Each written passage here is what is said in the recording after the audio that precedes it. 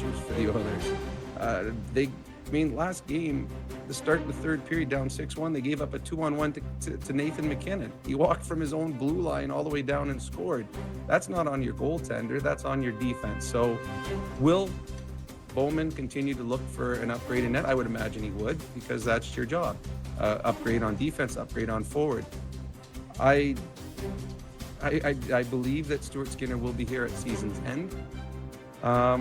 Will they try to find someone to complement him?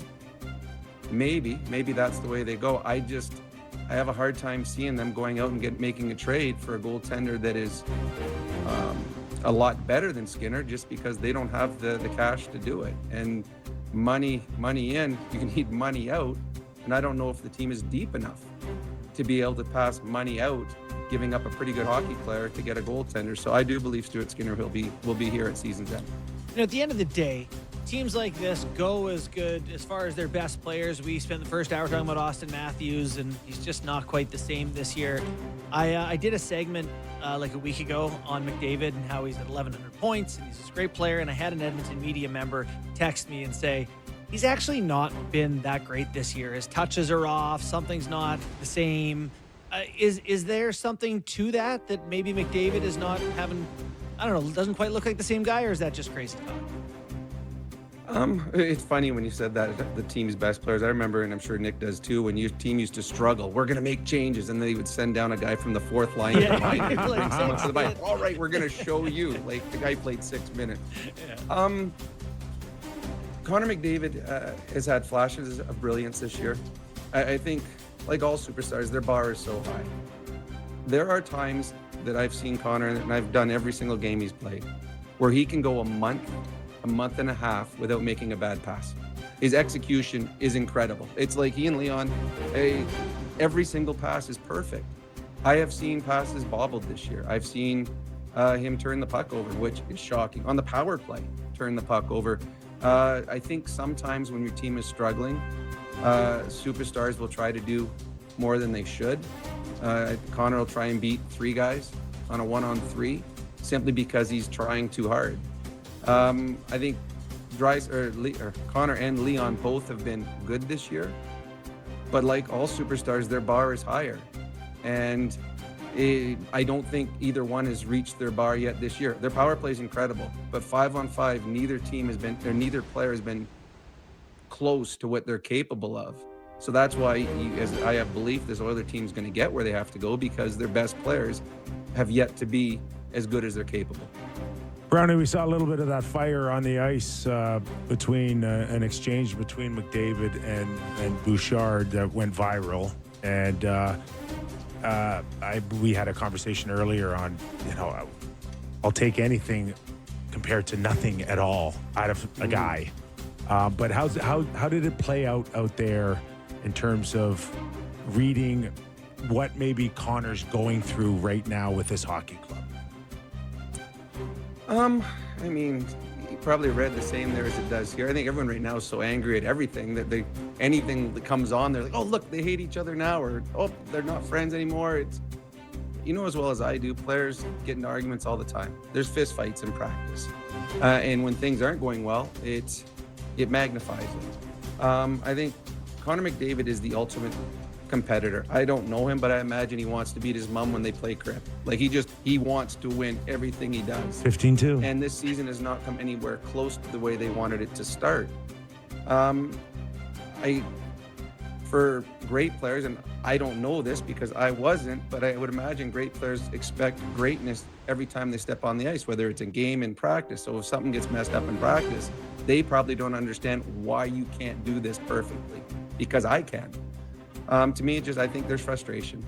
The 9-1 drubbing last night, it's funny, or a couple nights ago, Leon said we needed a slap in the face. That's what we needed. Teams will have bad nights, and when those nights happen, you forget about it, but you don't forget about how they respond the next time they play.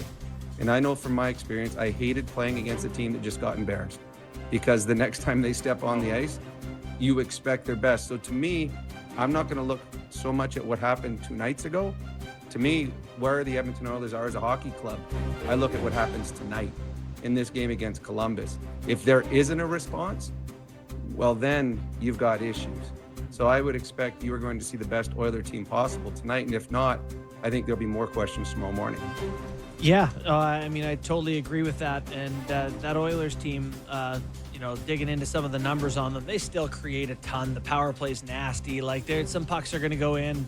They're going to be just fine. When you look around the Pacific, like, I don't feel any different about the Oilers. Like, they're still probably the favorite. Vegas is obviously very good. I mean, am I alone in thinking that the Oilers are going to sort this out here? I think they will. I think they and Vegas will battle out for first in the division. I know that it's been a really nice start for a couple other teams. And Anaheim, I mean, they got a really good coach. They're a good bunch of good young hockey players. They got a good goalie, good coach. They will compete. Over an 82-game season, I just don't think there's a team in the Pacific that is better than Vegas and Edmonton. And they will have their spurts, but I don't think they're better than those two teams. And whichever team comes out of the Pacific will have to be either Edmonton or Vegas or both. I think the Oilers will be there. They'll get healthier. They'll figure it out. When you have the best two players in the world, you have the best power play in the world, you should be competitive each and every night. But the thing that scares you is in 16 games, they've won 4 in regulation. And of those 4, one of them was against the Montreal Canadiens, where the referees helped. That was a poorly refereed game. The Oilers were badly outplayed until the refs got involved. So they have a lot more to give, and it starts hopefully tonight. Yeah, and you mentioned the best player in the world who's got 5 goals and is on pace for 26, Brownie. So what is he not doing? Those are, under any circumstances, those just aren't numbers. And say what you will. Is he a goal scorer? He's not a goal scorer. Is he natural? He's not natural. But 26 ain't right for Connor on a pace. Well, no, it's funny. We have our podcast with Schauger and Struddy, and at the beginning of the year, McDavid came out and said he's going to shoot more this year. He wants to show that 60 wasn't an accident. So then we're predicting, okay, how many goals? Best in the world just said he's going to score again this year. So we're all like, was he going to have 60s? Is he going to have mid-50s? So I think all of us are shocked that the pucks hasn't gone in the net for him. He early in the year, he turned down shots, but he shouldn't have. We watched, McKinnon was just here the other night, and he had a couple 2-on-1s, and there was no thought of passing.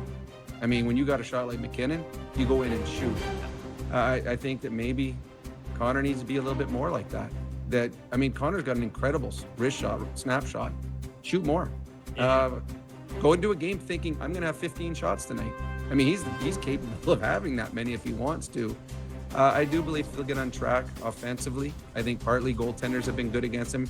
He's had some breakaways that he hasn't scored on, which is uncommon for him.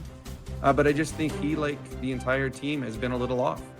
And as you know, when your best player's a little off, your team's going to be a little off too. But I do believe both Connor and Leon will get better as this moves on. And maybe tonight is the night that McKinnon was having a nice year, not a great year. Then the last 2 games got 9 points. I think that's what you're going to see from Connor McDavid, hopefully sooner rather than later. So, JB, the best player in the world needs to be more like the second best player in the world. Yeah, I like that. I like that theory. Hey, Rostovic's been a good ad, eh? Like, I mean, just in terms of someone else who can make plays and put the puck away. It's funny, when they traded for him, I remember Roslovic when he got traded to the Rangers, and I think, well, that's a great pickup. That kid's got skill, but it didn't work out. Then he was in Columbus, and then he was in Carolina, and he's a healthy scratch in the playoffs in Carolina. I'm like, okay, why? Because I remember watching him, and this kid's he's skilled. I guess sometimes you wake up with an opportunity, realizing maybe this is your last one. Right. And you start to put things together.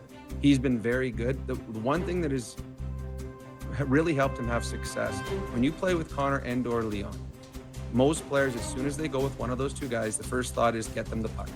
I've got the puck. Where's Leon?